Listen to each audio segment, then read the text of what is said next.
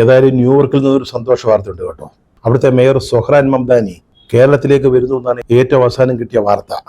അത് എന്തിനാണെന്ന് ചോദിച്ചാൽ കേരളത്തിലെ ആരോഗ്യ സംവിധാനം എങ്ങനെയാണ് പ്രവർത്തിക്കുന്നത് എന്ന് നേരിട്ട് മനസ്സിലാക്കാനാണ്.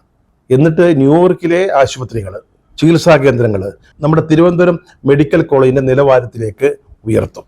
അതാണ് അദ്ദേഹത്തിൻ്റെ ഒരു പ്രധാന പരിപാടി.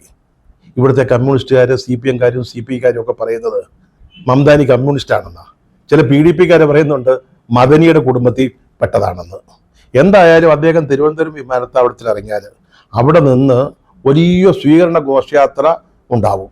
അതിനുശേഷം AKG സെന്ററിലേക്കാണ് ആദ്യം വരിക. എന്നിട്ട് അവിടെ പാർട്ടി നേതാക്കളുമായിട്ടുള്ള ചർച്ച, എങ്ങനെ ആരോഗ്യരംഗം മെച്ചപ്പെടുത്താമെന്നുള്ളത്. അപ്പം നിങ്ങൾ ചോദിക്കും, പാർട്ടി നേതാക്കളോടാണോ സംസാരിക്കേണ്ടത് അതോ ആരോഗ്യരംഗത്ത് പ്രവർത്തിക്കുന്നവരോടാണോ എന്ന് വേണമെങ്കിൽ ചോദിച്ചേക്കാം. അതൊക്കെ പഴയ കഥയാണ്. ഞങ്ങളിപ്പോൾ സർക്കാരിൻ്റെ സർവേ പോലും നടത്താൻ പോകുന്നതാരാ? ഞങ്ങളുടെ പാർട്ടി പ്രവർത്തകരല്ലയോ?